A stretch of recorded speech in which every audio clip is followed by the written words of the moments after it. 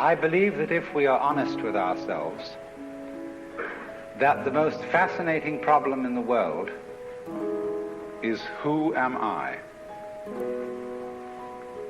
What do you mean?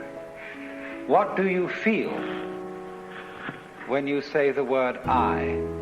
I, myself. I don't think there can be any more fascinating preoccupation than that, because it's so mysterious, it's so elusive. Because what you are in your inmost being escapes your examination in rather the same way that you can't look directly into your own eyes without using a mirror. You can't bite your own teeth. You can't taste your own tongue. And you can't touch the tip of this finger with the tip of this finger. And that's why there's always an element of profound mystery in the problem of who we are. This problem has fascinated me for many years, and I've made many inquiries. What do you mean by the word I? And there is a certain consensus about this, a certain agreement, especially among people who live in Western civilization. Most of us feel I, ego, myself, my source of consciousness, to be a center of awareness and of a source of action that resides in the middle of a bag of skin. And so we have what I have called the conception of ourselves as a skin-encapsulated ego. Now, it's very funny how we use the word I.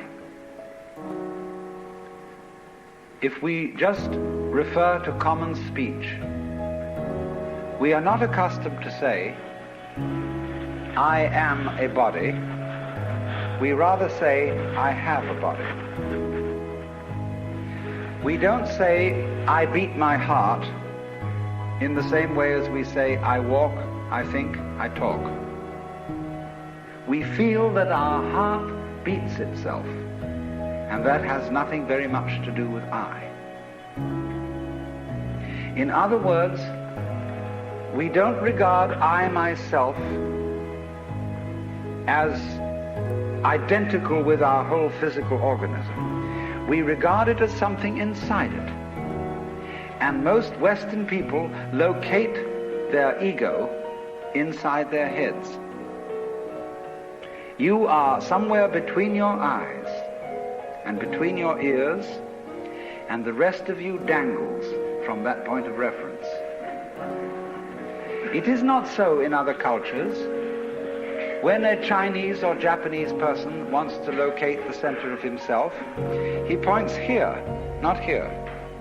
Here to what Japanese call the kokoro, or the Chinese call shin, the heart, mind. Some people also locate themselves at the solar plexus. But by and large, we locate ourselves behind the eyes and somewhere between the ears, as if within the dome of the skull there was some sort of arrangement such as there is at the SAC headquarters in Denver, where there are men in great rooms surrounded with radar screens and all sorts of things, and earphones on, watching all the movements of planes all over the world. So in the same way, we have really the idea of ourselves as a little man inside our heads who has earphones on which bring messages from the ears, and who has a television set in front of him which brings messages from the eyes, and all sorts of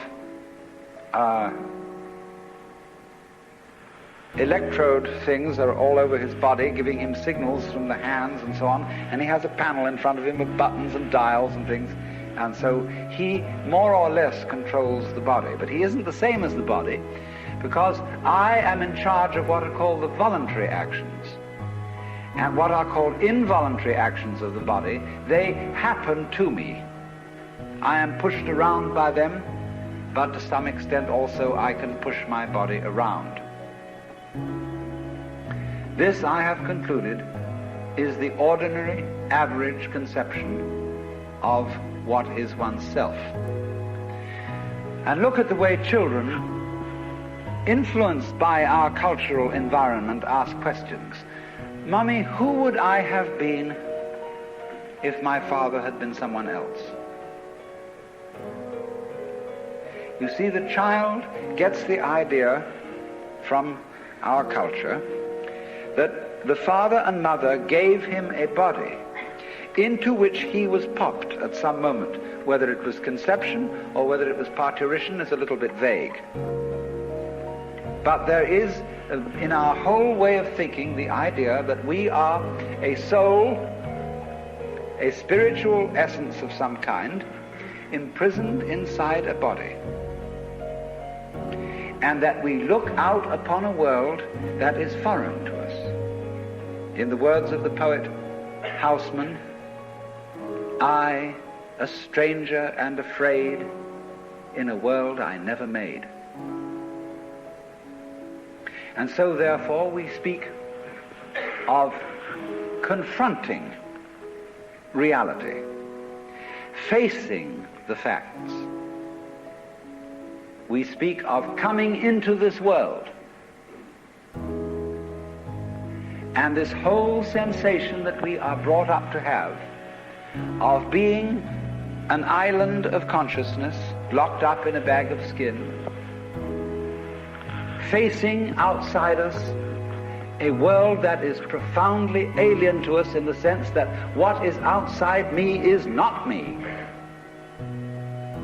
This sets up a fundamental sensation of hostility and estrangement between ourselves and the so-called external world.